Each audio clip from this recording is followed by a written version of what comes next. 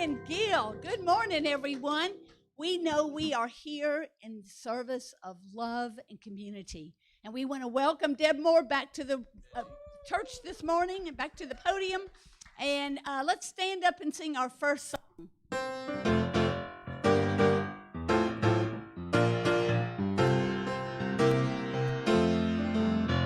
I will walk it, I will talk it, I will be love every day.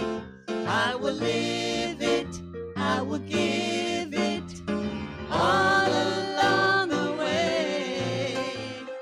If we want the world to see the love that lives in you and me, we gotta walk it, talk it, live it, give it every day.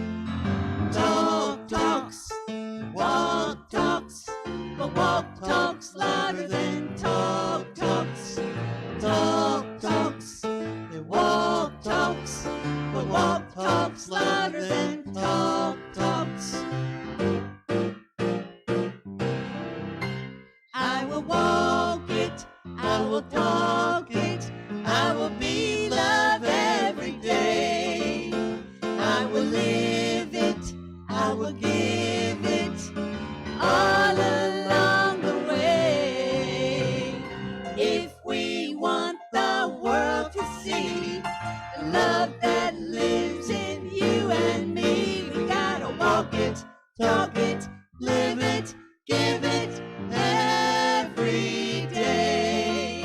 We gotta walk it, talk it, live it, give it every day. We gotta walk it, talk it, live it, give it every day.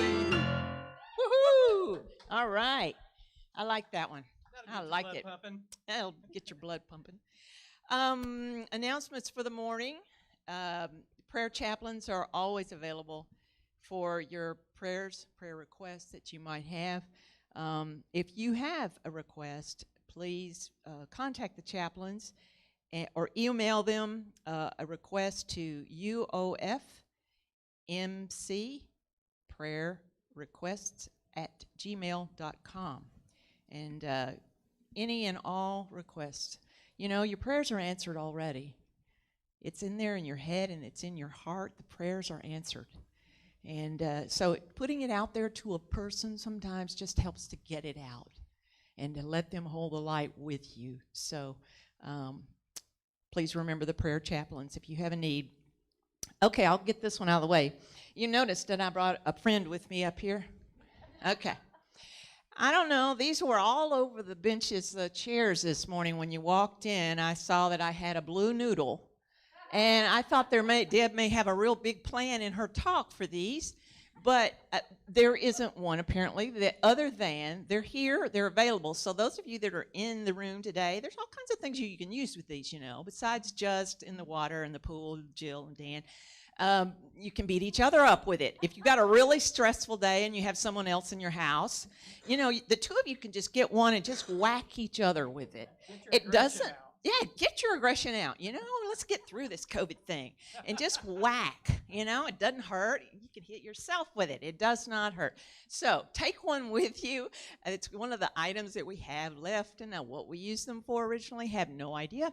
But take it, because you may find a use for it. I'm not sure. I'm kind of thinking that it might be cushiony for maybe a kayak on top of your vehicle or anything. We could just let our imaginations go crazy. So take one with you if you're here. If you're not here and you say, I want one, I doubt it. But if you say that, and come by, there'll be some probably left over. And Charlotte Palmer will make a special trip over here to the church to let you in so that you can take one with you.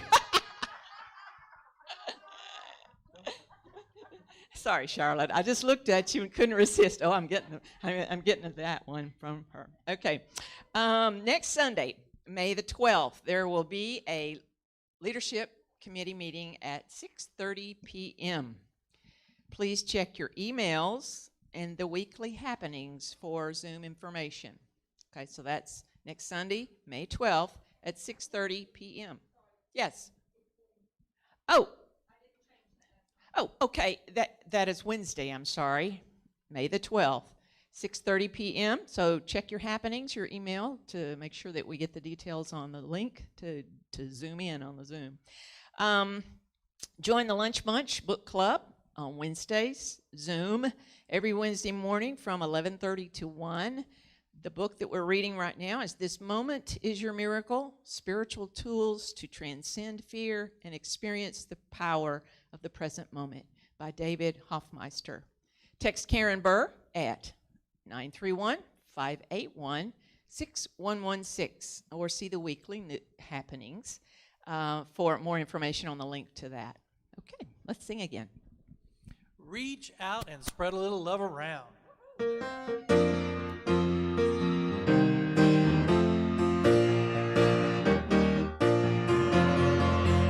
Reach out and spread a little love around. Reach out and spread a little love around. If you want to make a difference in this world, there's just one thing to do.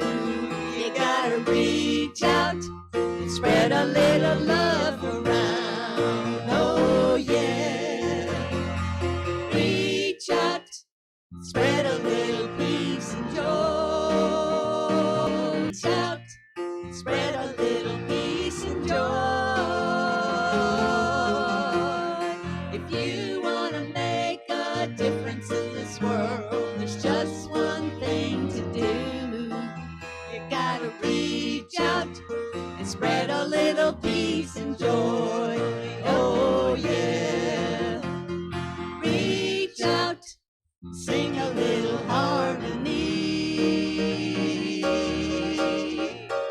Reach out, sing a little harmony. If you want to make a difference in this world, there's just one thing to do. You gotta reach out, sing a little harmony. Oh yeah. You gotta reach out, spread a little peace and joy. Oh yeah.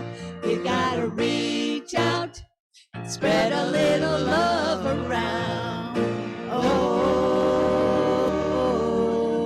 yeah.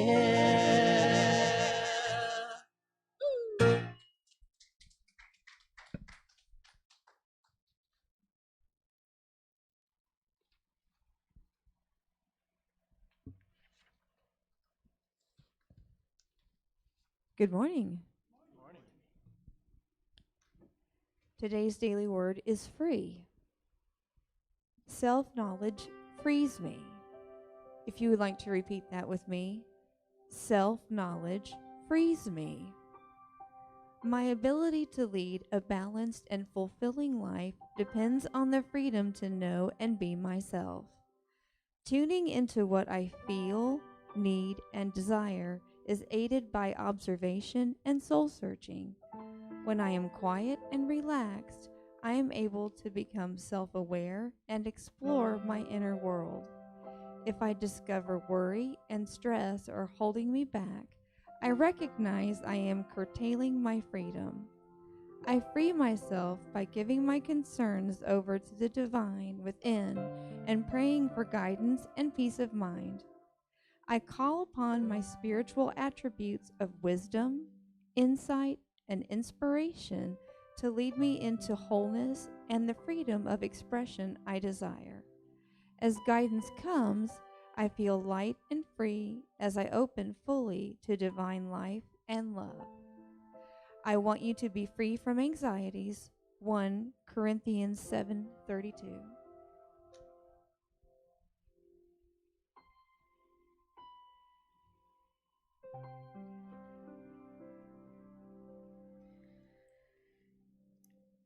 Good morning, everyone.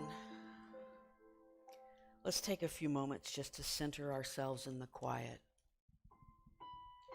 If you feel so guided, just close your eyes. Or maybe focus on some of you thing.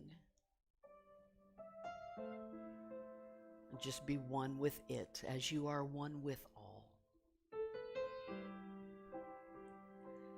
In Hindu non-duality, or Advaita Vedanta, there is a teaching that you are not the body and you are not the mind. In order for you to notice change of any kind, you must be apart from that change. You are the one noticing the change. And the mind and the body are always changing, but you are not. Since the body is changing and you notice the body is changing, you are not the body. Since the mind is constantly changing and you can perceive that the mind is changing, you are not the mind. You are the awareness that is unchanging and unchangeable, that is observing and watching every event and action and moment of your life. And as we go into the silence, I invite you to think as you breathe in, I am not the body. And as you breathe out, I am not the mind. I am not the body.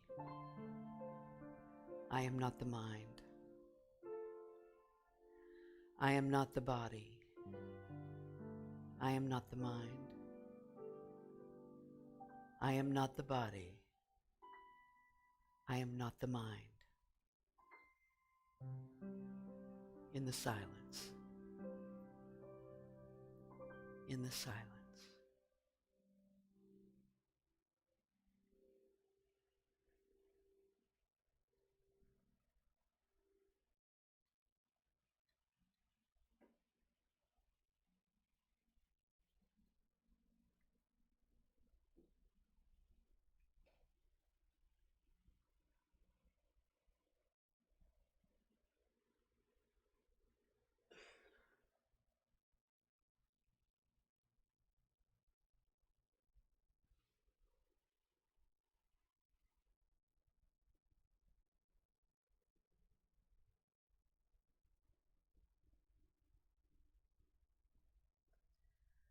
I am not the body. I am not the mind. I am the I am. I am the unchanging awareness. I am the part of me that is divine. I am the part of me that is immortal, that has no beginning, that has no end. God is in me, and that is my daily remembrance.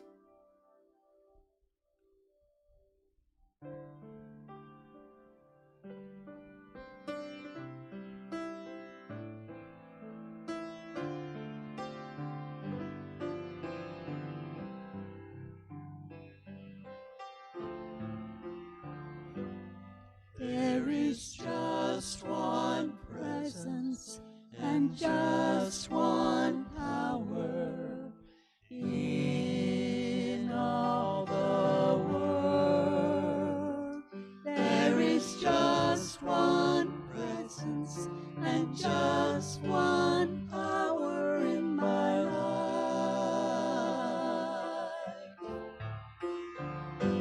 There is just one presence and just one power. God is with us each and every hour. There is just one presence and just one power in my life.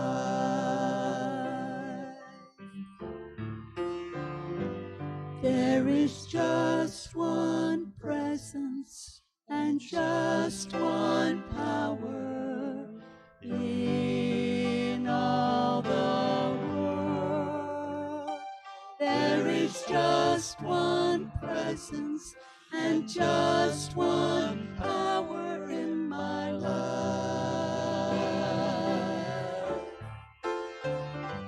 There is just one presence and just one power. God is with us each and every hour. There is just one presence and just one power in my life.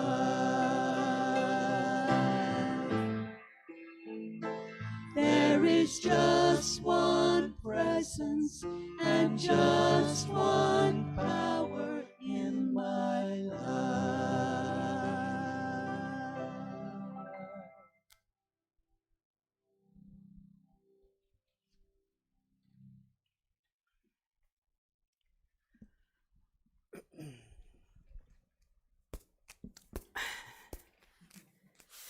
Well, now I got to figure out something to say about these. I got to figure out a way to put these into the talk somehow, some way. My talk is staying awake, so if any of you fall asleep, you might get bopped on the head. That could be something I could use it for, I'm sure. We're going to set it right there. It just might come in handy. We'll wait and see. We'll let Spirit direct that and see what happens. Have y'all ever been to a casino? I know Charlotte has back there. Calling out Charlotte on the back row. She goes to casinos and she sits on the back row. She also counts the money, so we've got to be really, really nice to her. So, if you've ever been to a casino, I haven't been to one in about 13 or 14 years, I think. But I did my share of time. I served my time in casinos at one point in my life. And if you've ever been to a casino, you know that there are two things that are noticeably absent from a casino. Right? Clocks and windows. Right? Clocks and windows are noticeably absent, and they're absent, of course, on purpose, because they don't want you to know that the sun went down 7 hours ago, right? They don't want you to know that you sat down at that slot machine at 5 in the afternoon and it's now 3 in the morning, right? They want you to stay there forever. And if you've done that, if you've ever sat for a long time in a casino, then you know that when you go to bed that night, what happens? You see slot machines in your dreams, right? You're trying to go to bed and you see those little things rolling by in your eyes, and you hear the ding, ding, ding, ding, ding, ding, ding, and all the noises of the casino. Right? You have successfully conditioned your brain to a new expectation, a new way of functioning. The brain has already that quickly become used to this is the way we operate. Right? Robert Frost, the great 20th century American poet, has a poem called After Apple Picking that I like to teach to my sophomore literature students. It's a great poem. It's really about harvesting our artistic life to a great extent. It's a metaphor. But he was a farmer and he had orchards and he did apple picking, so it was a literal poem as well. And he talks about how, I am overtired of the harvest I myself desired. And has great lines like that in it. But one of the lines in there, he talks about this idea of going to sleep at night and seeing giant apples, right? And that's all he can see in his dreams. And he says, this one line here, my instep arch not only keeps the ache, it keeps the pressure of a ladder round. So he's talking about those old days when you had a wooden ladder and the rungs were just large round dowels of wood, right? And if you spent hours up on them, your arch still feels it as you go to bed at night. And this is how the mind and the body function in this life. They each continue to feel and do what you direct them to feel and do. What you have them experience, they continue to experience and continue to expect to experience. So lately, I've been thinking a lot about spiritual practice, about what we do as an ongoing and regular spiritual practice. The primary reason for a spiritual practice is to retrain the mind and even the body to continue in the support of awakening and enlightening. To train the mind and body that this is who we are and this is how we live in this world and this is what we are going to support, this is what we value, this is what has priority for us. So the purpose is awakening. The purpose is sustaining enlightenment. I almost called this talk Sustaining Enlightenment. We think about enlightenment or awakening as this moment of opening up, but there is a sustaining part of that we need to pay attention to. And this is important because just like the casino or the apples, if we don't gamble or we don't pick apples for even a day or two, we quickly lose the muscle memory. Go to a casino and spend some hours in front of a slot machine. I might see those slot machines the first night, but the next night, if I didn't gamble again the next day, if I'd gone on to, I'd left Las Vegas and I'd gone to Sedona to kind of cleanse my spirit out a little bit, and if I'd gotten there and my second night, I slept like a baby because already my mind had forgotten. We lose the firing of the synapses that re-experience or keep us in the experience of that. So if we do not have, or if we have ignored our spiritual practice, as I'm sure, I'm not asking for a show of hands, but I have done at times in my life, ignored, put it aside, been too busy for, forgot about. If I have ignored that, then our mind and our body forget that their job is to support enlightenment, and you really can't blame them because they are just our servants. Our mind and our body are our servants. I'm only saying that because we've just binge-watched Downton Abbey and I have servants on the brain. My mind likes to be the butler, right? In charge. Carson. Yeah, my mind thinks it's Carson. And really, it's more like Daisy, the kitchen maid.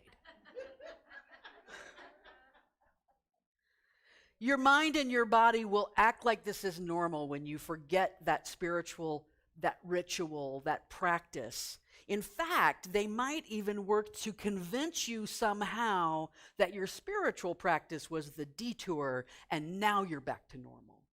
Now you're back to normal life, the way everybody else lives it, right? Normal life, getting up, going to work, whatever. If any of us remember what normal life is like. And then we have to go back and we have to grab the steering wheel back from the mind and the body again. And we have to remind ourselves that we are here to evolve. We are here to awaken. So lately I've been reading this book by Adyashanti. I don't know if you're familiar with Adyashanti. He's a Zen teacher. I really love his writing. He's one of my favorites. I've been watching him for 20 years or so. Who found Buddha and meditated his way into being a really incredible spiritual teacher. And he has a book called Resurrecting Jesus. Some of my favorite books about Jesus are written by Buddhists or people of other faith traditions. They appreciate Jesus in a way those of us steeped in Christianity don't. They know how to appreciate Jesus from see him fresh, see him from a new perspective. And in this book, which I might spend a little bit of time with, you might hear next time I'm speaking, you might hear some more from Adyashanti. He has a chapter in here called A Map of Awakening. And he parallels the awakening process, the enlightenment process with the life of Jesus. That Jesus was a model for living the enlightened life, right? And so he has stages of the journey, and he has 7 of them. And I want to share those with you today.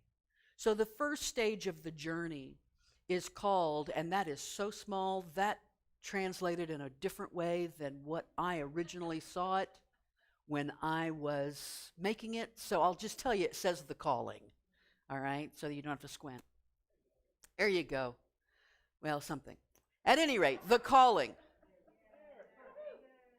Beautiful. Yeah, beautiful. All right. So the calling is the first part. That is the first spiritual impulse that gets our attention, right? I can think about spiritual impulses that got my attention with Christianity as a kid because my dad was a preacher. So I knew what an altar call looked like, right? I knew what an altar call looked like, putting something heavy on your head. But I also remember the first spiritual impulses that I had to something even bigger. That there was something bigger than myself out there. The first one that really gets my attention. We start to sense that there's a greater mystery to life, to sense that there's something bigger than ourselves, certainly bigger than our mind and our body. And it literally calls to us. It tugs us. It pulls us forward. It compels us. And it changes the trajectory of our lives. Because once we feel that call, there's no unfeeling it. I've known people, I've tried to do it myself. I'm just going to forget that and go about my life. It will come back and get you again. It won't let you go. It opens you up to the idea of transcendence and gets you ready for the fact that there's something that could take you higher. And the second of his stages is, now that looks more like what I was talking about. There you go. Beautiful. The second of the stages is the awakening. He parallels this to the life of Jesus by saying that the awakening for Jesus was when he went to John and had him baptize him. And if you remember in the book of Mark, it says that the heavens opened up and the Spirit descended on him like a dove. And that's what happens in the moment of our own awakening. In that moment, there's a sense of heaven opening up. And the Spirit descending upon us. The Spirit coming to live in and through us. When you see who you truly are, and I believe most folks probably in this room have had this experience. When you see who you truly are, when you stop being deluded into thinking that you are just this mind and this body and nothing more, then the Spirit of heaven will descend upon you. When what you once thought of as being awake, right? I'm awake now, starts to look like a dream. How many times in your life, I have whole sections of my life where I go, did I really live through that? I don't remember. It's all hazy. It's all a dream, whatever. And I don't think it has anything to do with my memory's capabilities. I think I was asleep, right? I may have been walking consciously through life, but I was asleep.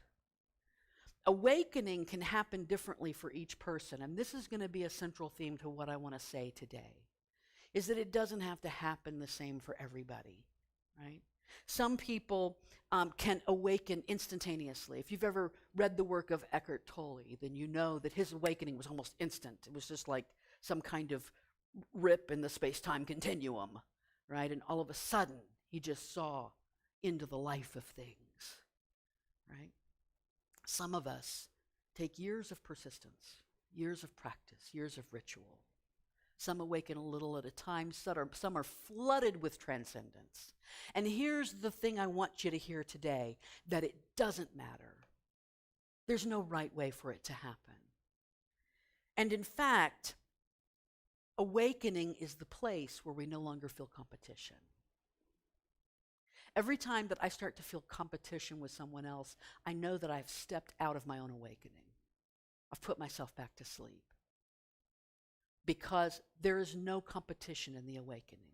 There's no, he's doing it right and I must be doing something. There's not a little group of enlightened gurus over here and the rest of us dumb schmucks over here, right?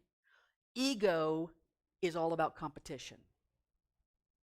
Ego is about competition and measuring ourselves against others. And the one common element of all voyages of awakening, no matter how different they look, is the understanding that we are not separate. We are all one. The unity in all creation. And if we are one, then we cannot be in competition, because that would be being in competition with ourselves. Your elevation is my celebration. Right? What an amazing moment in a person's life when they can let go of that. Because if you've ever been wrapped up in competition, then you know that it's exhausting. It will wear you out to be in competition with someone else. And it doesn't get you anywhere. It really doesn't. Not anywhere meaningful. Not anywhere valuable. When we awaken to the understanding of our limitless nature, when we recognize ourselves as the flowering of the divine, the opening, awakening expression of the divine on earth, when we recognize that we are the unchangeable, unmovable observer, I am, that animates and creates our life, that's the awakening. And we feel so light, and we feel so transcendent, and we feel so elevated and enlightened and divine that we know we want to stay here forever, and so we're going to meditate every day. Right? We're going to meditate every day, and we're going to take a yoga class, and we're going to buy some crystals, and we're going to sage every room we walk into, and we're going to sage the whole earth, and we're going to go to India twice, and we're going to find a guru, right? And then comes the next stage of our journey. Because after the awakening comes the trials and the tribulations. Where did Jesus go right after he was baptized by John? He went to the desert. He went to the desert to be tempted by Satan for 40 days. In Buddhism, Satan is Maya. In Christianity, the Judeo-Christian tradition, I can spit that out. We have a personification of evil we call Satan. And in Buddhism, it's an impersonal a concept called Maya. And where Satan represents evil, Maya represents illusion. It's that which keeps us in illusion. And when we hit those trials and tribulations, no, life is never tougher. I know we don't only talk about hard, but life is never tougher than those first few days after awakening. Because now we have to sustain it, and now here are going to come some trials, and here are going to come some tribulations, because somewhere the ego, the mind, the Maya, Satan, right? Not today, Satan. Is going to come along and say, well, you think you're something, don't you? Let's just see how much you can take. Let's just see how awakened you are, right? And suddenly you start to face situations that are so enticing to your ego. If before awakening you struggled with being in competition with someone else who you saw as having something that you wanted, guess what's going to happen after awakening? They're going to get even more stuff that you want. And you're going to face even more of those things that the ego is addicted to. It's going to pounce right on your ego's addiction. And if you try to deal with those situations after awakening, if you try to deal with those situations from the place of ego, they are just going to keep defeating you. They're just going to keep defeating you. Because the trial here is that you are purified. Trials are a purification to the point where you deal with your trials and tribulations from a place of an awakened being, from the centered place of no competition and oneness. Right? You've awakened, but you still need to do a little house cleaning. It's like you have a big old mansion that you've inherited out in the country, and this mansion has been boarded up for 40 years. And you've gone and you've said, okay, look, I've realized that I own this mansion now. And you fling the front doors open and you go, this mansion is open. I live in a mansion. But you've still got furniture covered with sheets and you've still got cobwebs in the corner. And are those rat droppings over there? Right? You've still got cleaning up to do. Yes, you have a mansion. Yes, this mansion is open. But the mansion is not pristine yet. It needs to be purified. And after those trials and tribulations, the next stage of the journey is abiding tranquility. Adyashanti says this so beautifully that I cannot improve upon him, so I'm just going to read this part to you. Abiding tranquility arises when, through the purification process of the body and mind initiated by the trials and tribulations, your humanity is literally emptied of conflict. Just sit with that for a minute. What follows is an inner state of unification. All the forces in you are now unified. Your psychology, your spirit, your will. The personal will is no longer pushing and pulling you all over the place. A constant sense of psychological and spiritual friction. Instead, there is a deep state of abiding tranquility. Now, this doesn't mean you're always tranquil. You're still capable of utilizing the full spectrum of human emotion, but the inner underlying reality is a very obvious abiding tranquility, and when there's real unification, nothing can pull you out of it. You might go through challenging times, but essentially in the depth of your being, you're unified, and when you're unified inside, then you also see unification on the outside, because the inner and the outer are actually one thing. And those two paragraphs may be the only church anybody ever needs.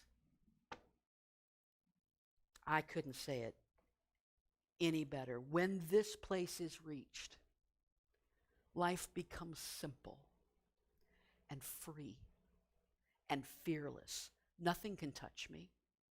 Nobody can harm me. Now, that person who might be up for the same job that I'm up for, if they get it, great. Good for them. Nothing touches my center. Nothing. And I trust and I know that the universe is conspiring for my good, so if I didn't get that job, I didn't need to have that job. It was going to be a problem for me at some point if I forced myself into a place. And from the place of abiding tranquility, I can always stay there. Nothing, Can there be disappointments? Sure. Sure, I can be disappointed, but I can then remember, you know what? That's not my source of good. That's not my place of peace. We're only on stage 4. There's 7 stages. Where do we go from here? Transfiguration. So in the Bible, the Transfiguration, do y'all remember the Transfiguration in the Bible? This is in the middle of Jesus' preaching career, if you will. I'm going to read from Matthew chapter 17 here. Jesus took Peter and the brothers, James and John, and led them up to a high mountain. His appearance changed from the inside out right before their eyes. Sunlight poured from his face. His clothes were filled with light. Then they realized, that Moses and Elijah were also there in deep conversation with him. I think the disciples were given the opportunity to see Jesus the way he really was, as he was living, right? Conversing with his spirit guides, right? He became the radiant light. Before the Transfiguration, Jesus was healing some people and walking on water and feeding the 5,000, small change kind of stuff. But after the Transfiguration, he rebukes Pharisees and he turns over tables and he preaches about entering the kingdom of God, and he gives the greatest commandment to love God with all your heart and love others as yourself, because you are one. After that Transfiguration, he is living as the light. Right? He's just not letting it move through him. He's living as the light. You are changed through a deepening realization that you are the light. And what awakens within you during this transfiguration is what Adyashanti calls an extraordinary vitality or life force. You are being readied for a radiant engagement with life. Have you ever gone through periods of time in your life where nothing felt exciting? I wasn't motivated by anything. I didn't have energy to do anything. Yeah, that's well and good, but I'm just whatever. I know now that I was not living in the moment of transfiguration. That's okay. It's not a competition. I might have been being readied. I might have been trialing and tribulating. Right? I might have been doing any number of other things. But I got to tell you something. When you get into the moment of realization that you are the light and everything is okay because I'm living in the light of who I am, things get exciting. Because you know that you know that you know on a deep, deep level that stuff's about to happen for you. Nikki and I talked about it on the way to church this morning. She mentioned in the car, she said, do you just have the feeling that some good stuff is really getting ready to open up for us? And I said, yes, I do have that feeling. And it's a great feeling. When you're not in that feeling, sometimes watching someone in that feeling is exhausting, right? You're like, how can you be so excited and so engaged? I just want to take a nap, right? And that's okay. Let yourself go take a nap. It's not a competition. It's not a competition. You are being readied for radiant engagement with life. Stage 6. It just gets better and better, doesn't it? Relinquishment. This is the sacrifice. This is the crucifixion. This is the surrender. This is the death of the ego. We've put it aside. We've put it in its place. We've told it to hush. But now it's time to hold its wake.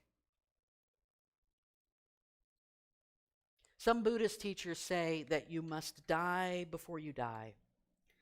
And of course, Christian teachers say that you must be born again.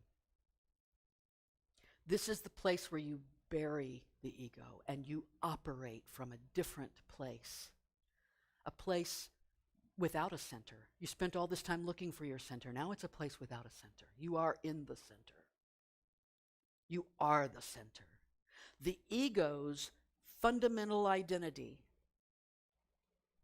what it operates from, its whole point of beingness, is that we are separate. And if we have completely demolished the idea that we are separate, then the ego has to go. There's no more job for it. You have fully and completely accepted your oneness with all creation. The ego is gone. What could stage 7 possibly be? Bliss. That'd be a great place, yeah. Transmutation, which may be bliss. Your orientation to life, your whole way of being, the whole way you operate in life is selfless. Now, this is not a place or a stage where you are practicing selflessness or trying to be selfless. Those concepts no longer make any sense. At other stages, we might try to be selfless or try to think of others. Stage, our entire orientation is that beautiful emptiness that the Buddhists talk about. It's that stage of no self. How can I have self when I'm one with all creation? How can I have this idea of self when everything is connected, right? It's that you have nothing left to do on this planet but to be a selfless, benevolent presence in the world. That's it. This is the resurrection. This is the resurrection of you as this new orientation of self, right? Adyashanti talks about that when we reach this orientation of self, that we actually reach a place where we see ourselves as the child of God that has been sent into the world to deliver it from its illusion, right? We can stop saying to ourselves that God so loved the world that he sent to it his only begotten sons and daughters. What if we say that I so loved the world? I had so much compassion for this world. I had so much love that I poured myself forth in my birth to come here to share that love with the world. I am the divine child of God coming forth to share love and to be love. And my whole purpose in this human existence is to remember that and awaken into it more and more every single day. And we take this journey through all of these stages with that spiritual practice. That practice looks like whatever you need it to look like. Whatever tools you've collected, use them. I was sitting there thinking earlier about the noodle. I told you I'd get the noodle in here. I was thinking about the noodle, and one of the things I did was I picked up and looked through it. You know it's hollow, right? You can look through it because I, immediately went to ahoy matey, right? Like a little pirate. But it bends.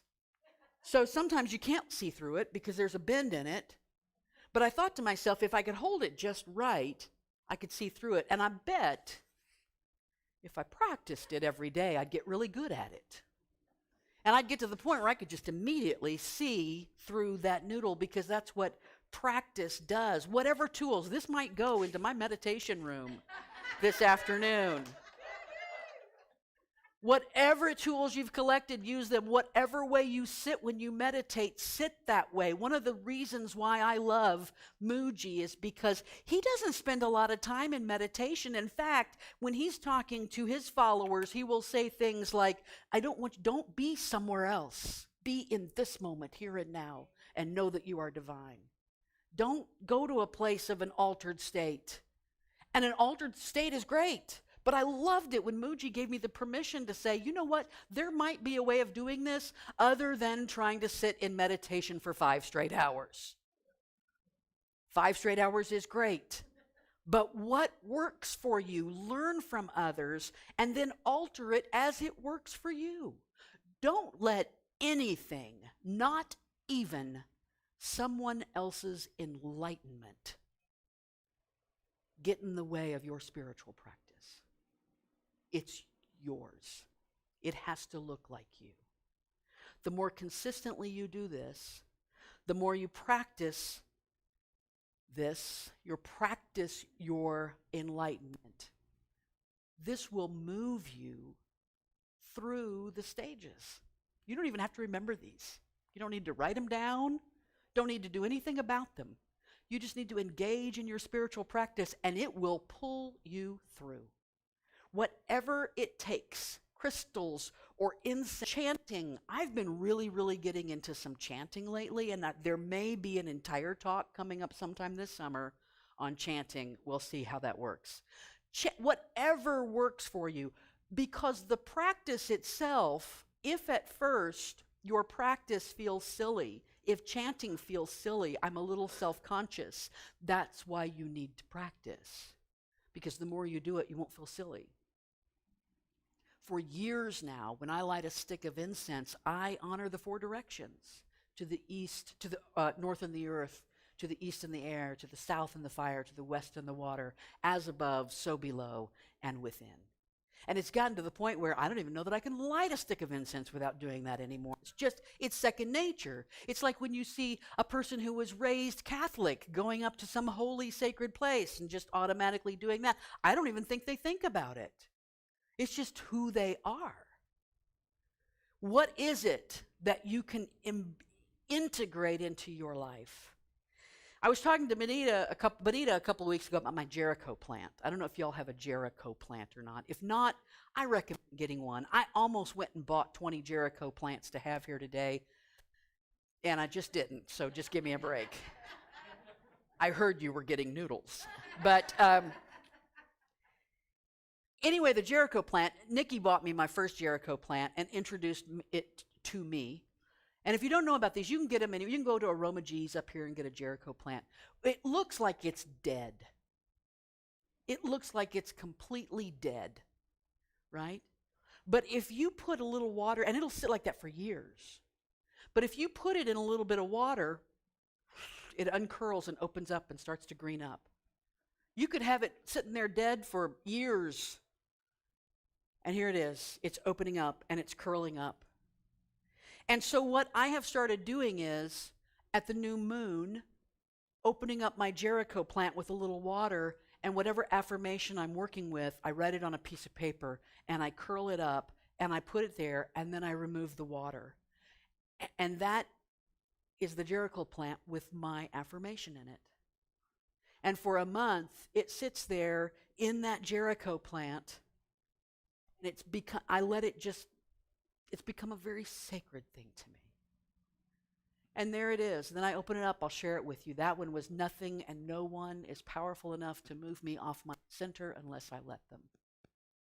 And there is something, even if you've forgotten it, especially if you've forgotten it, that next new moon, when you put some water in there and you let that open up and you revisit that and you go, ooh, how did that show up in my life this month?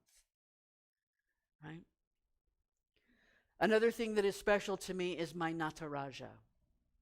It's especially special to me today because if you've been watching the news out of India, I'm wearing my India shirt, then you know that they are struggling. They are struggling. It is it's a tough situation. They're turning parking lots into funeral pyres and building big fires and just so many bodies. I contacted my friend there, JD, and his wife has COVID. He sent me a message just last night, but he appreciated our prayers on this side of the globe. About just a little over a year ago, at the beginning of this COVID pandemic, I was in India, and I made JD go all over Jaipur to find me my Nataraja. And so now I have connected something spiritual with an experience that I've had with a real human being, and every time I bow before that, I say a little prayer, I think of JD and I think of India. This is the dancing Shiva. Shiva is one of the three main gods of Hinduism. And he's in this is an ancient work of art. And he's in this position, shown in this form. First, the image of his rhythmic or musical play is shown as the source of all movement within the universe. And the universe is represented by the circular frame around him. Secondly, the purpose of Shiva's dance is to release the souls of all men from the snare of illusion. And then lastly, the place of the dance is portrayed as the center of the universe, but is also meant to symbolize the center of a person's heart. That Shiva lives in the heart, and you can ask for the removal of illusion. And that's what I think every time I look at my Nataraja. Remove illusion from me today. Whatever it is, whatever you choose, the goal is to move forward into the full flowering, the full awakening, the full journey into enlightenment. And then you can so love the world that you send your selfless love to redeem this life. You encounter everyone else as the oneness that you know you are. And this practice lets your mind and your body and your ego know that you are serious about sustaining your awakening. The spiritual practice sets the experience that your human being will learn to expect. And this practice is the daily remembering that your divine being is all that you are. Namaste.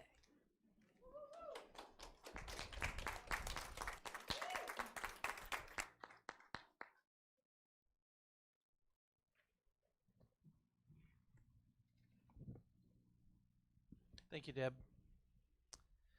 So in that same spirit, let's take just a moment to think about all of the prosperity that we have in our lives at this time, whether it's the prosperity that comes from the spiritual realm and all of the love that we have in our lives, all of the support that we have, and then the physical prosperity which comes to us in money and monetary things. And let's say a offertory blessing of thanks for those as we give to our church home. I am open to receiving floods of financial abundance with ease, so that I may be able to give back even more to the world around me. And with that, let's sing about the legacy of love that we're leaving.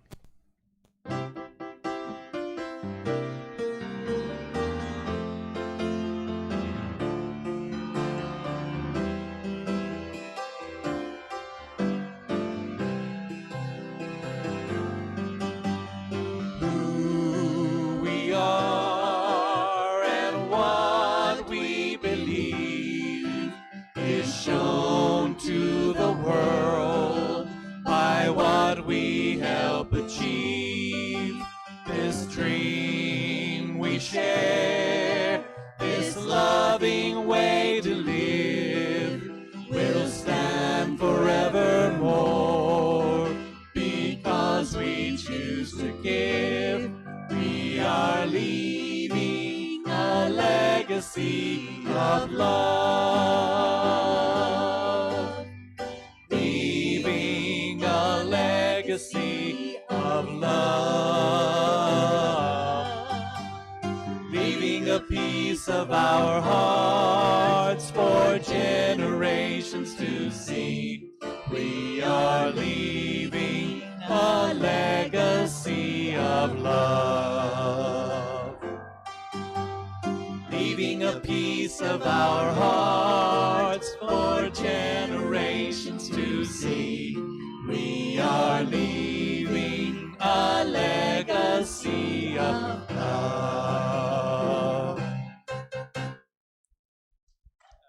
Let's say the prayer of protection together.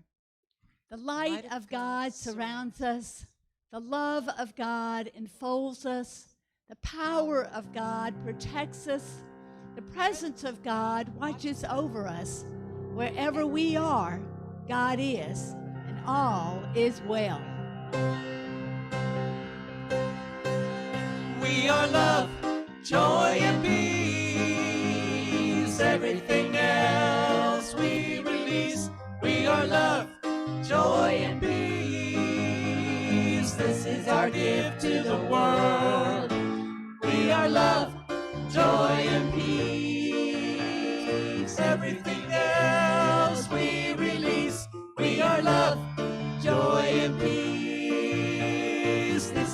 our gift to the world. This is our gift to the world. This is our gift